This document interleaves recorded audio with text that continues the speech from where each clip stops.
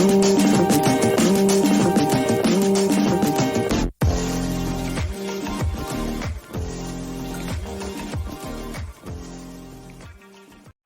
welcome to a new episode of Carolyn Talk. This is a podcast / YouTube channel where I, your host, Carolyn, I speak to film creators about their work, the industry, and what inspires them. And today, I'm joined by writer and director Mike Doxford to talk about his film Non-Negotiable, which is an extremely cute film, but it's also a very deep and intuitive film about the relationships between children and their parents, and the relationship between parents and their impending childhoods. But before we get into talking about Non-Negotiable, I'm going to ask Mike to say a bit about himself and what inspired him to become a filmmaker and writing this particular film. So thank you, Mike. Thank you for joining me. Thank you so much for inviting me to do this. Well, I guess, yes. Where did it all come from? I mean, for me, all I've ever known is kind of filmmaking. It's kind of all I've ever really wanted to do. I think it probably stems back to the magic of cinema. And for me, that was the countless VHSs that I just managed to accumulate as a child.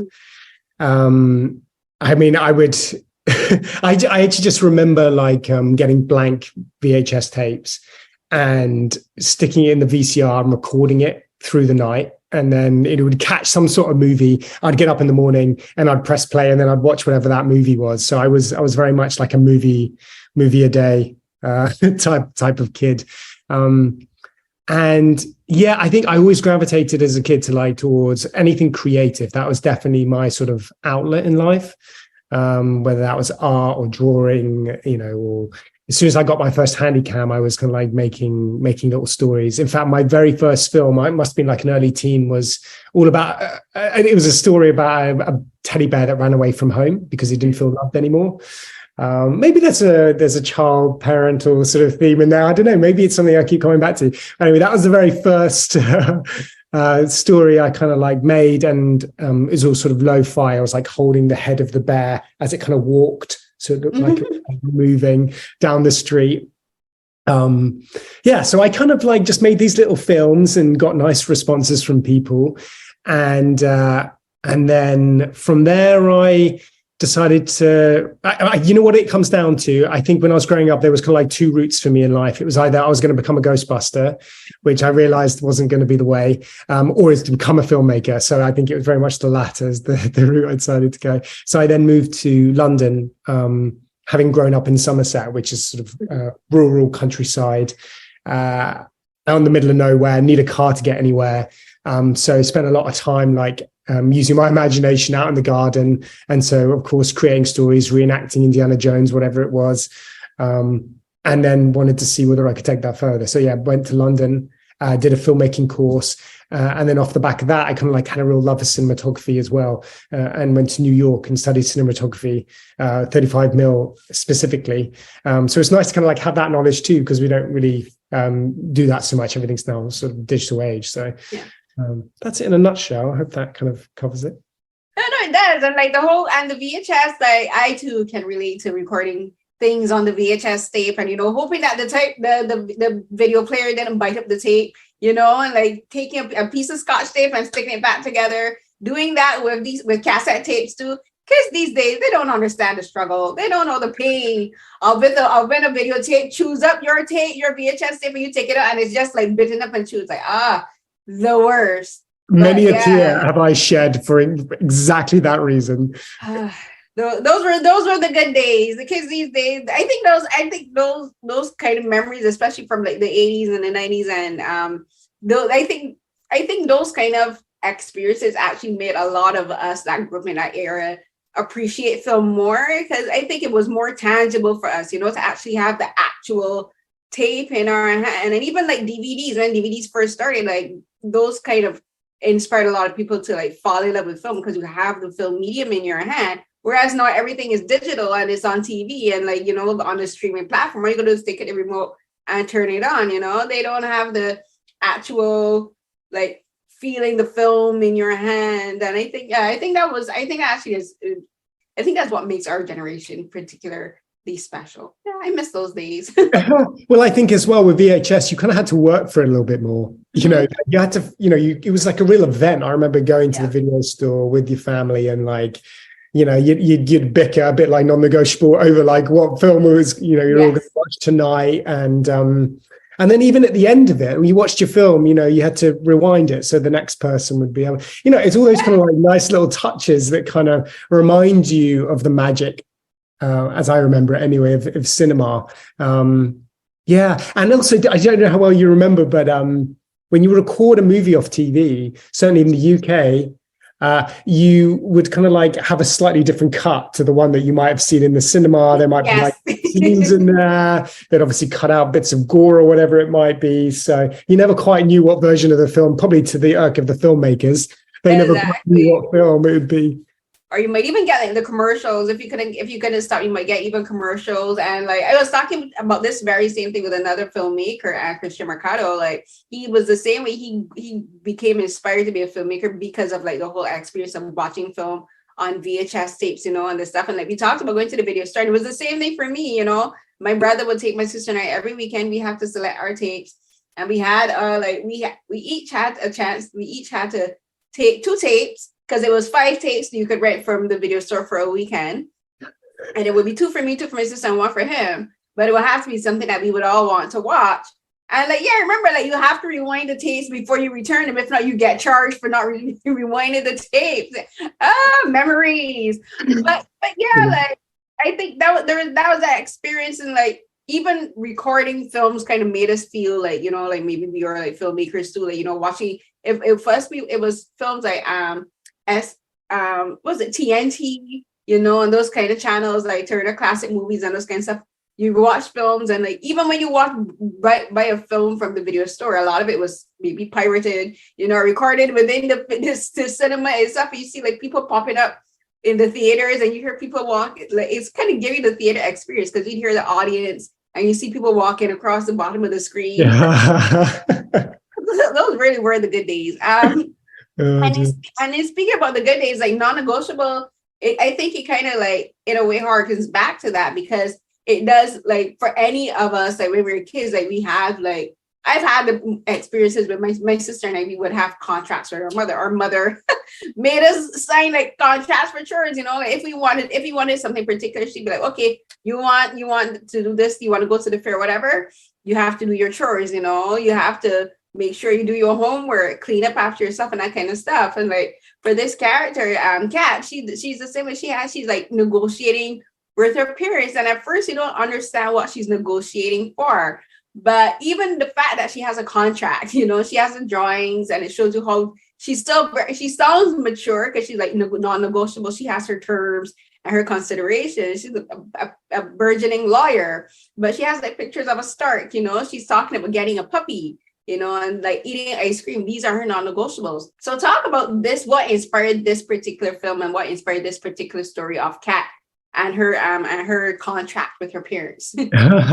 Well, yes, I guess just to give it a sentence for anyone who's kind of listening or watching, essentially you've got this 9-year-old girl who presents a list of non-negotiable terms to her parents in sort of exchange for them telling her that they're expecting another child. So she expects these terms to be honored, right? So where does that stem from? Well, I've always been very fascinated about the dynamic between parents and children, and how can you subvert that? How can you play with that? I think I've always been super interested in.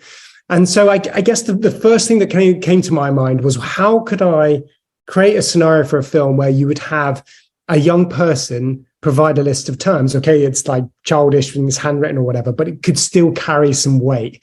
And I just thought, wow, that's a really fun premise. But so it didn't just feel sort of one note. How could it actually have some real substance behind it, where you would actually be really intrigued to see how it plays out? And the idea behind a new arrival felt like a great sort of space to put that in, because actually when you sort of dig deeper and where you kind of start to realize what the list actually represents in the film is actually fear. It actually represents the fear that the young girl feels about the new arrival and what that means with her relationship with her parents, and sort of the equal fear that the parents have as well about being parents themselves. They've done it once, but can they do it again? And can they continue to be the best parents that they want to be. So that, I think, is the nice turn that the film kind of like, I guess it takes. Yeah. Yeah, no, it does touch on fear, and it's like she's afraid that she's going to be replaced. She's afraid that she's not going to have the same amount of love that her parents had for her before. Like, she's like thinking, I'm getting a new sibling, so their love. As a child, she already understands that they have to devote time and attention and also love to this new baby. And she's showing, and that's one of those things where it showed like children are very intuitive, children are very smart. Like children are way more aware of what's going on around them than adults give them credit for. I worked with kids almost my entire life. And so I always knew, like, I've always known that kids are extremely smart, and I fear children. I fear children more than I fear adults, and I mean that so seriously. The things that kids would say, you look at them like, you're worrying me. But also, but they also scare me because they see more than adults think they see, like they. And for like this little girl, she's very aware of that her life is going to change. She's very aware that it's a fundamental shift in her reality. And she's expressing this in a way that works for her, like she's taking time to spend time with her friend, talking about her friend is like, expanding her horizons. And I think it's like adorable. And like the language that she uses to me is very realistic. Children do speak like that. I know children who speak the same way that she does, and like think the same way that she does, and wanting to negotiate and wanting to take things on her own terms.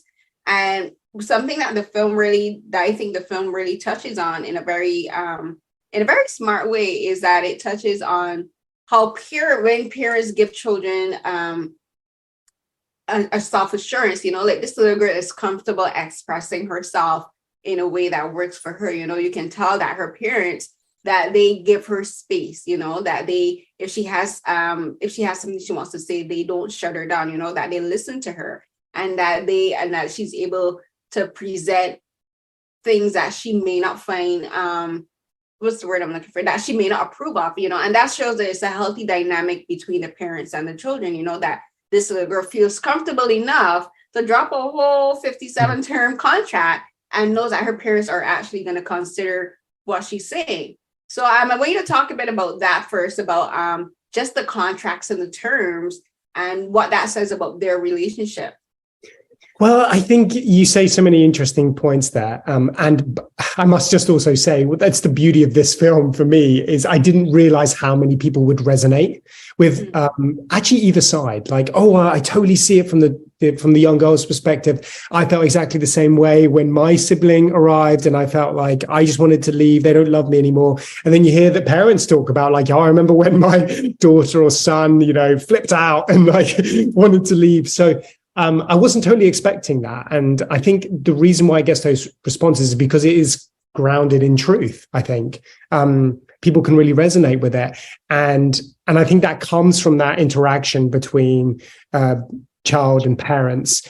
And in a lot of ways, the parents, we live in a world where we are told like a certain dynamic, like parents know everything, child goes along with it.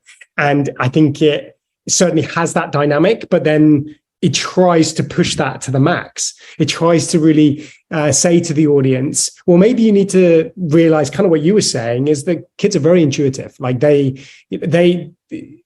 feel like the young girl she always seems one step ahead because she's really thought about this. Yeah. Whereas the excuse of just saying, hey, we're the parents, we know what we're doing, you're too young, you don't understand, doesn't fly here, because actually Deb has really actually thought about it. And in Deb's world, everything she's presenting makes complete sense. And I think that's so important with storytelling as well, is when you have characters, whether you like them or not, but the mindset of that character has to be fully in control of what they believe is right. And even any villain in any sort of, Marvel film or whatever it might be, when they fully believe it, then the audience can get on board. So I think I really tried to push that. I don't think I was trying to make an out comedy, even though it's making people laugh but it really tries to ground itself in reality and situational humor. And I think that's what carries it through. And then hopefully there's a couple of lines in there which make you chuckle. Yeah, no, it makes sense that it would have a kind of humorous tone, because like it when you think about it, it's kind of absurd, but in a sense go where like this show just came up with a contract like that in itself is funny. Like, but who does that? Like, and she has like all of these terms that is funny, and like but in talking about seeing both sides, if I don't have a younger sibling, well, technically I'm a twin. So I'm a fraternal twin and I'm older by 2 minutes. But we have my sister and I, we have our brother who's 10 years older than us. And so I don't really relate to the whole having being, like a middle child, even though that I used to say that when I was younger. I'm like, I'm the middle child. But it's like the dynamic is different, I don't have a sibling who's like 3, 4, 5 years younger than me. So like, but I can relate to feeling like you might get less love than your other siblings, because like sometimes I would tell my mom, I'm like, you're paying more attention to Shirley than you're paying to me, or like I would tell my dad, I'm like, you're favoring Shirley more than me. So I relate to it like that. And there's a fear, and which is like in talking about it, a lot of the film, like the humor in the film takes I think that the tone's just very wow, I like how you balance the tones. Like it's more humorous at the beginning, but then once Deb starts to vocalize the fears that she has, that her mom's gonna stop taking special time with her to paint her nails, read story time, read singing songs. Like the tone that's when it starts to become more serious, because you realize this child is honestly very afraid of being left out. She's even talking about understanding that her parents might have less love for her, and so she's willing to accept whatever amount of love they can give her. And that's so sad, because every child that when they have a new sibling, I'm sure they feel that, they can relate to that feeling. Like, even while as intuitive as children are, they still think of things in a very limited way in scope. They don't understand that love is infinite, that love isn't measurable. So she's thinking in a limited term, like, oh, my parents only have like this amount of love, so if they only have this amount of love to give away, I'm willing to take like a smaller portion if they have to give away more of it to their new child. And yeah. I think that's something that almost anyone can relate to. I think it's not only just parent and child, but it's like if you're in a romantic relationship, or it's a friendship, or like you think that the people if your friend gets a new acquaintance, you're thinking, oh, they're gonna have less time to devote to me, less love to devote to me. So that's something that everyone can relate to. Yeah. And I think you make a really valuable point, which was a huge consideration when I was writing the script, which is if you're going to have a precocious young person who is wise beyond their years, always seems, steps ahead of the adults around them, you need to have those moments that remind the audience, oh, actually, this is actually just a 9-year-old girl. It's like doing something serious. Oh, there's a puppy. It's kind of like that. You need that balance. And I have to give huge praise to my wife, Jill Wintonitz, who plays the mother in the film. She's an incredible actress, and she does an incredible job, as does Samuel, who plays the dad, of keeping the stakes in the film. If they just kind of like were wishy-washy with what was happening, the film would kind of lose a lot of its weight behind it. But they do an incredible job of finding that balance of trying to appease her, keep hold of the situation, but realize that actually they need to balance it all by keeping her happy, and they don't want this to get any worse than it already has. So that kind of brings the stakes to it, and like I think they're the real unsung heroes of this film. Like they are because like as I mentioned, the tone becomes more serious. Like yes, because Deb is talking about her fears, but then also when Kat herself begins talking about her fears as a mother, about being petrified, about raising this brand new baby, this human being where like everything is terrifying. And like, you're responsible for raising, like you got to feed this child, clothe this child, look after them, give them self-insurance.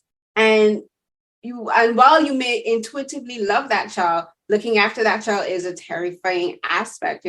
I don't have kids, but as I said, I worked with kids, and looking after other people's children is a terrifying thing. Like when the parents drop off the child, you're like, oh wait, I'm responsible for you. I have to watch you. I have to make sure you don't get hurt because I have to answer to your parents, you know. But it's the same thing. She's like, I will now have two or three children to look after, you know.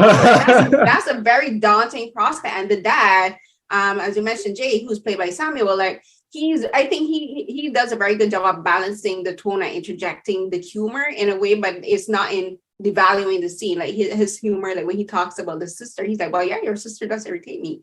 And like he relates to what Deb is saying. You know, he's like, you know, he's like the mediator. He's like, I understand where both my wife and both my daughter is coming from, you know. And so I love that we have that dynamic between them, because you get to see the relationship between the parents as well, and which is important in the story, because while it's about Deb and it's about this 9-year-old girl and her fears and her wants, it's also about the relationship between the parents, you know, like they themselves have to negotiate how they want to be parents, not only to one child, but also to two or possibly three. So like the non-negotiables are also between the parents as well. Yeah, 100%. I think, you know, you make a short film and, you know, there's only so much you can do when it comes to character and explaining what's going on. But I still think we managed to pack a lot in to what is such an important core of this film, which is these parents who are going to be having a new baby and what they are going through. So we spent a lot of time talking about that and making sure that there's three characters in this film, but the relationship is different between mother, daughter, daughter, father, father, mother, like, and how all those three are playing off against each other within that space, and how like one might react to another in a different way. And that to me is super appealing, because humans generally don't say what's in their head. They find another way of expressing it. And that brings beautiful subtext. And I think the film has got that in those little like moments between characters, which just keeps you wondering, like what's really going on here. And like the parents, like, you know, there's bubbling nervousness, I guess, for what's going to come. And are they ready? Are they not ready? You know, all those questions which I'm sure they're going through. Yeah, they are, because like they have to. Like when she says, oh, you guys have 6 months to get this figured out, I think for the parents, it's also like a moment where they're like, oh, wait, yeah, we're going to have a brand new baby in 6 months too, you know, like it's like a moment of reality and a moment of revelation for them, because, you know, sometimes you're expecting something, and then like there's always a moment of clarity where you're like, oh, wait, crap, this is really going to happen, you know, and like it's like a moment of revelation for them too, where they're like, wait. We really do have 6 months to make sure we get everything started out, and they have 6 months to solidify their relationship with their daughter, you know, they have 6 months to make sure that they make her feel comfortable, they make her feel wanted, they make her feel cherished and loved. So like it's like a clock ticking down, because like the world is going to explode in 6 months, because like, you have a baby, and like life is not going to be the same after that. Not at all. No, that's fun. And I think I just want to make a side point as well, that I thank you for like watching it's a short film, and I appreciate you watching it, and anyone as well that does watch short films, because like, you know, generally these things are made out of a love of telling a story. You know, that's why you have this idea, oh, I'd love to just put that into a little film, and you go and make it. And then the hardest thing is getting it in front of people to watch it.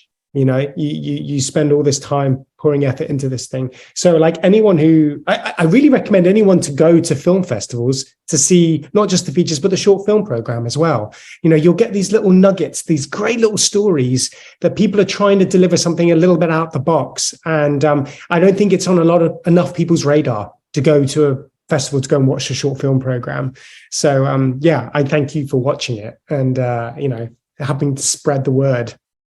For sure. I love doing I think I do a fair amount of, if I was to measure it, I do an equal amount of interviews for feature films as I do for short films. And I tend to do more short films for my podcast and YouTube channel, because for me as a film critic and a journalist, I try to just like help promote like independent films and filmmakers. And I love short films in particular, because you can get such perfectly concise storytelling in such a small frame of time. And like, I always say that I think doing short films inspires filmmakers to be more creative, you know, like they have like more constraints. So like you got to work around like different challenges and different problems, especially with scripting. Like you got to make sure that your script is more tight. And like, that's why sometimes I always say, like, I can tell when filmmakers start out doing features versus when filmmakers start out doing shorts. Because I think filmmakers who started doing shorts and then like graduate to features, like their scripting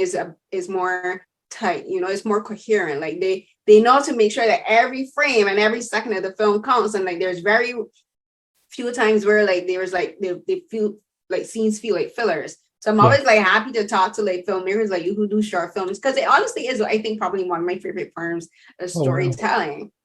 Oh, I love that. I love hearing that. I really love it. And I'm currently at Cleveland Film Festival where Non-Negotiable is playing, and there's lots of great opportunities. This is a fantastic festival. I mean, any filmmaker, if you can get your film into this festival, it's it's worth it, and visit it and meet the wonderful people here. And there's like a real buzz. I think it's America and Canada in particular. Like there's a real love for filmmakers and communities coming together to watch people's films, which I absolutely love. And that's why I'll always try and make the effort whenever I can. Non-Negotiable played in Montreal at Just for Laughs, and that was an incredible experience. It's such an amazing festival, and people they want to talk about your films. They want to be involved. They want to screen. They want to talk about the art, and I just love that. So yeah. No, sure. I didn't even know you should have Montreal. I'm in Toronto, so like not too far from me. but again, congratulations, and like everyone in the cast did fantastic. I really love it. And if you were to do a second one, I'd be like, I wonder if they'd ever get a dog, what type of dog they get. Yeah, we did. Well, we did. The film's got everything. It's, we have a child actor, we have a dog in it. We really pushed the boat out. We filmed it all in a day. And our equipment arrived 2 hours late. So so we were up against it, but somehow we still managed to make something, and we're all very proud of. So doing it in one day is very impressive. So like again, like extra congratulations to the cast and the crew, because like that's impressive, honestly. But I will get going on a sequel. I'll let you know what that will be. I'll get the brain box going. Yes, for sure. I know you have to go now, but again, thank you so much for talking with me, Mike. Thank you so much. And I really appreciate it. And I hope one day we get to meet in person. Me too. I hope so too. I'm always like covering different film festivals like TIFF, Fantasia Fest, like, all of those different ones. So I do like independent film festivals too, kind of like Cleveland, that kind of stuff too. Oh, brilliant. Okay, good stuff. Thank you, Carolyn. Bye. You too. Have a good day. Cheers. So everyone, that was another episode of Carolyn Talk for the Here's What Happened podcast. And today I was joined by filmmaker and writer Mike Doxford to talk about his film Non-Negotiable, which is a fun and intuitive and a very smart short film about this 9-year-old girl, this precocious, very smart, very intuitive 9-year-old girl who comes up with a list of non-negotiable terms for her parents when they announce that they're expecting a new addition to their family. And I just love the dynamics that Mike and the cast explored in this film. I'm going to just mention their names now. So you have the little girl, Dad, played by Isabella Dwenska, and Kat, played by Jill Winteritz, and Dad, played by Samuel Anderson. I think he said they filmed this in a day. So like that's like extra impressive, because I think they all did a fantastic job with the story and the script and like setting the mood of the story. So as Mike said, like the film is showing as we recorded today, filmed at the Cleveland International Film Festival. But if you can find it at other film festivals, make sure to support your local film festivals. There's many cities that have local film festivals that should be patronized, and give short films a chance. Not everything doesn't always have to be feature films. Give short films a chance, and give filmmakers and cast of short films and the crews of these films a chance, and like give them some love as well. And again, thank you so much to Mike for joining me today. And you can find this and other episodes of Carolyn Talks under So Here's What Happened podcast on Acast, AboutWhyThough.net, and other podcast streaming platforms. You can find the video versions of these podcast episodes on my YouTube channel. That's youtube.com/@Carolyn_Hines. You can find my interviews with the African American Film Critics Association. We did our first interview for our first virtual roundtable this year with the cast and the creator of Saturdays, which is a new Disney Plus family comedy, and other interviews that I've been doing for film festivals like Sundance, South by Southwest, TIFF. My year has been going amazingly well, and I've been having a fantastic time talking to filmmakers and actors and producers and cinematographers and all of these creatives involved in the film and television industry.